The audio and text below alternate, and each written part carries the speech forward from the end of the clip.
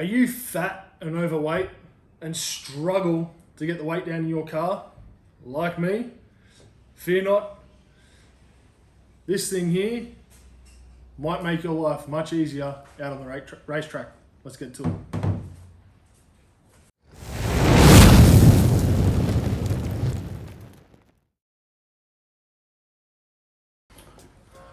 Alright, if you've been watching this channel from the very start, or you've come in halfway through, the biggest thing I struggle with when I'm out on track with this car is weight.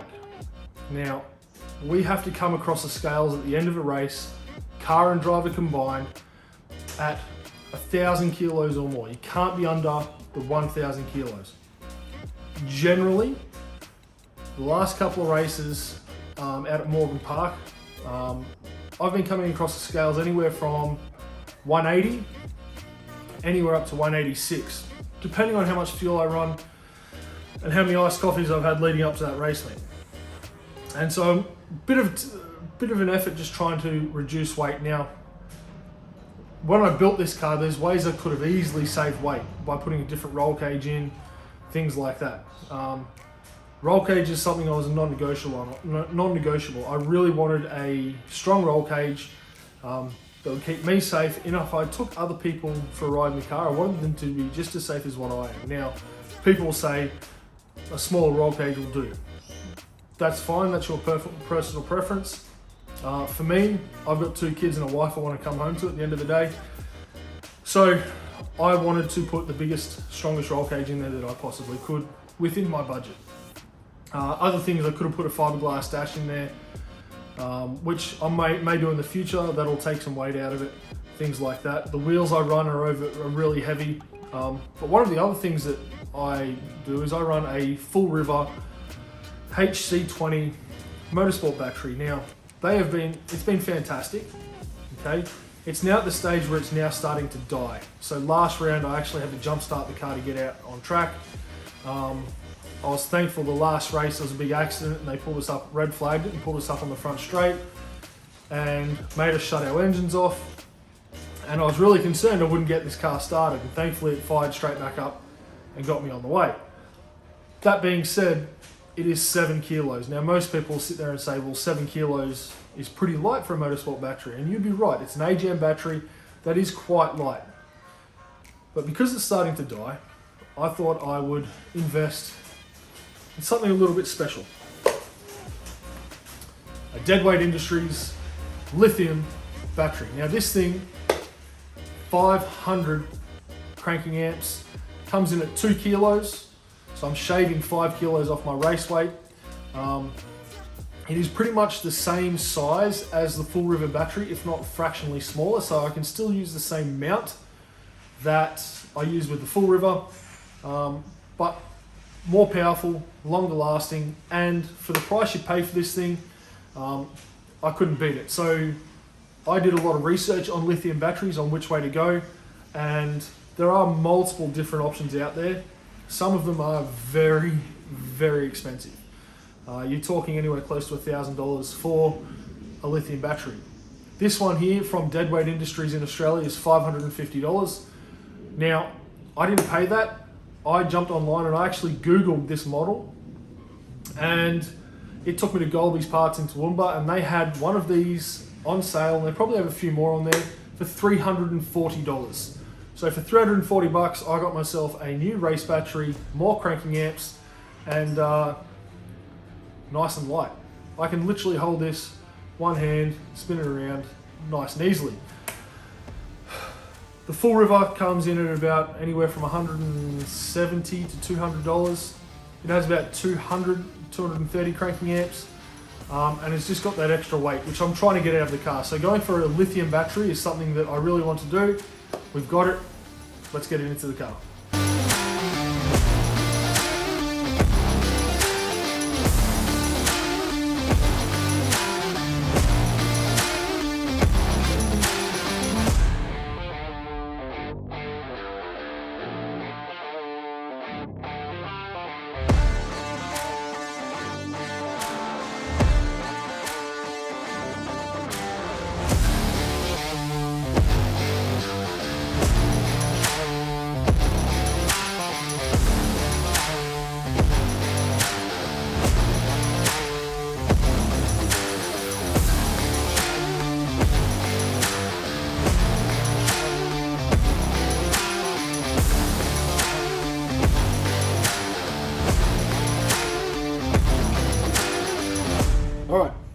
we have our battery out.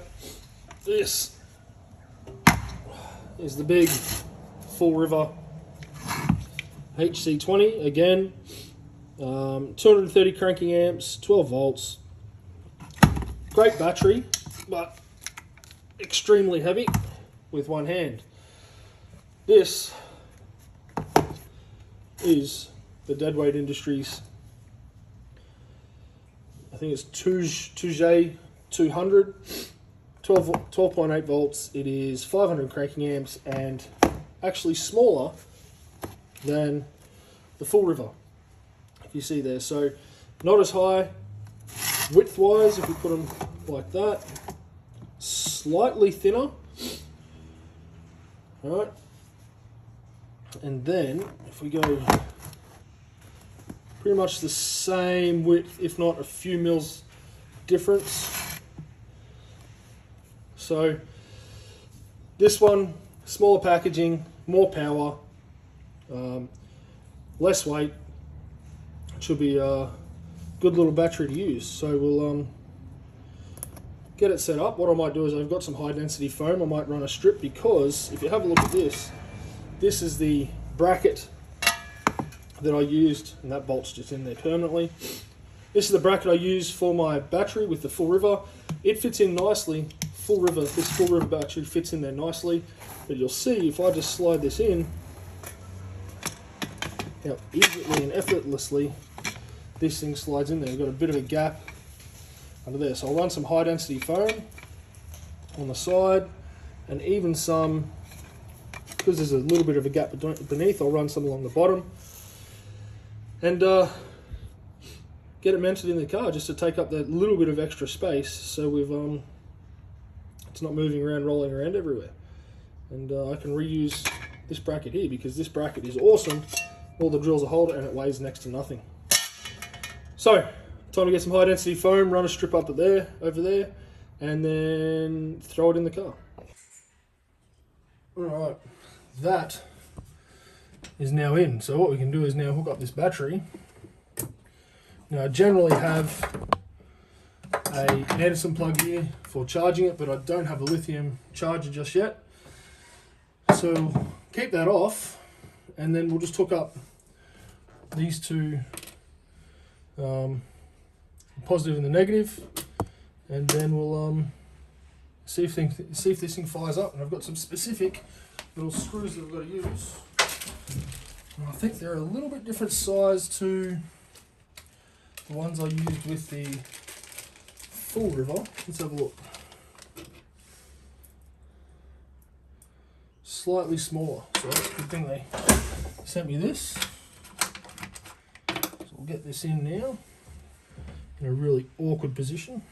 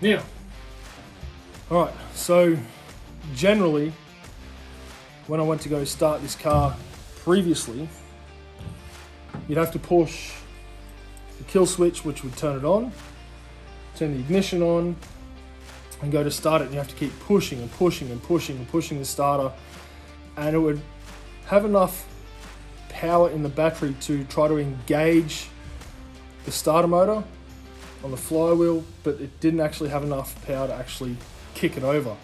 When I put a jump starter on it, it worked pretty much every single time. So we'll try now and see if we'll get power to this this car, to this battery fairly quickly.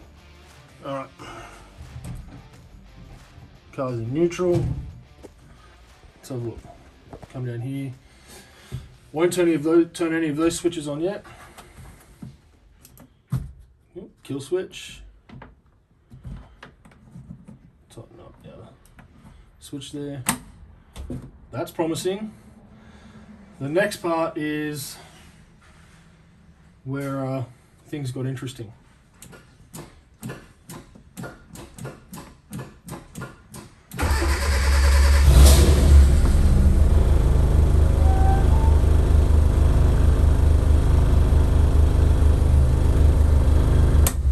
Let's try that again.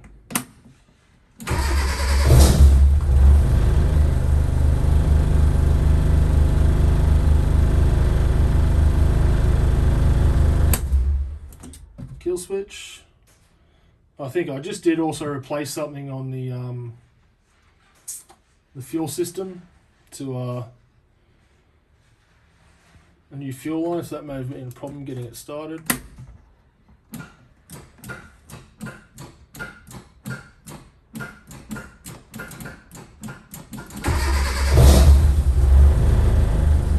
Interesting.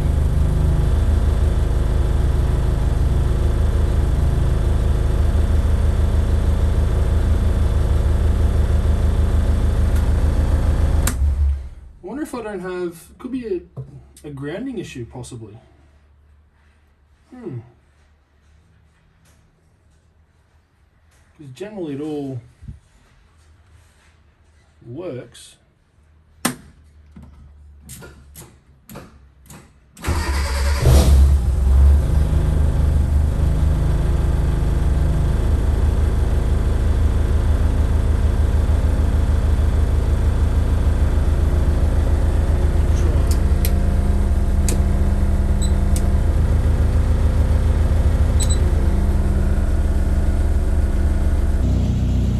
Alright, she's up and running, and I honestly think it took a few times to actually get it going, but now it's now that it's got the alternator running some power through it, probably just charging it up a little bit more and starting to get a bit more juice to it, which is perfect. Okay, so that's all done. I'm gonna head inside now and grab a drink and see if I can't try and figure out some of these wiring issues or this starting issue. Could be anything, to be honest. Got another ground weight. Seems to be, after it's run, it's good. It's getting enough power to try and engage the starter motor, but not enough to get it over. So I don't know if it could be a bad crank angle sensor, which I haven't replaced. It could be a cam angle sensor. So we shall wait and see. But sometimes it fires straight up, other times it's hit and miss, so we'll wait and see. But when they get the new engine, I am still waiting on my new engine. That's a whole nother scenario in itself. And once I get that, I'll put some new sensors on that and give that a go. Good news is I think I figured out our fuel surge after the last round went out.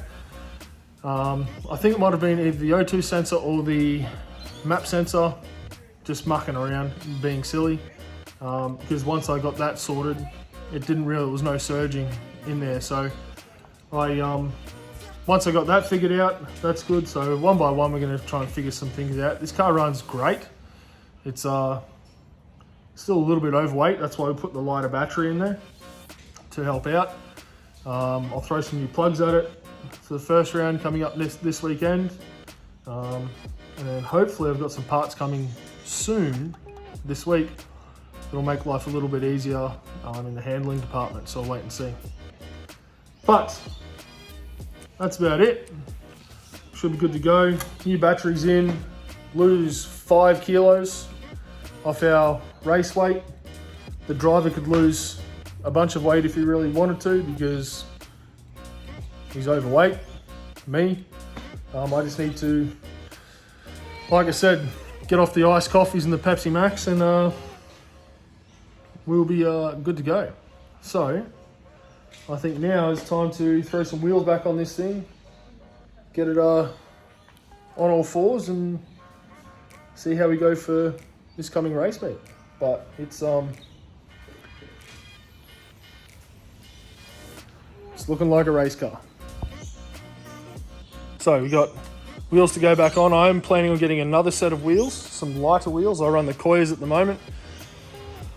Still running our beautiful crash damage up the front. Hopefully, fingers crossed, we'll be able to change that, fix that sometime soon. And I'd love to be able to tell you why that is, but just got to wait for some things to fall into place. Got our sponsor stickers on there. That's great. Car's looking fine, just needs a good clean. Inside we're fine. It's yeah, set to jet. Nice and solid. I'll tighten up some bolts around the roll cage. Tighten up some bolts on the seat. And away we go. Charge some batteries and have a good time. Alright guys, that's it from me. I think the time's come to start stripping some weight out of this thing and see how fast we can actually make it, because it's a little bit slow, a little bit off the pace. Hopefully new engine will make life a little bit easier, and we'll see how we go. But it's just up to the driver at the moment to see how much he can do and see how much I can do out on track to push my way towards the front. And hopefully this weekend, with the last 3 races I've done are at Morgan Park. So this is my 5th race in this car, and slowly I'm figuring it out. Different things that I want to try and want to do, different setups. This race is now at Queensland Raceway coming up this coming weekend. And it's should be fun. Back to the first track I ever went to. Long straights, some fast corners. It's quite a boring track, but technical at the same time. You got to hit your brake marks right, turn in at the right time, open up the steering right, put your car in the right position, otherwise you will get overtaken. So a few bumps that you have to try and avoid turning into turn 1. You don't want to turn in too early, otherwise you'll go through those bumps and hit the curb. Turning too late, you push wide. So we'll just see how we go. Another learning experience until I get my race engine. We can really start pushing forward. All right, guys, I have a screaming child that I need to go and figure out what's going on with him. I think he fell off his bike, and I'll catch up with you next time.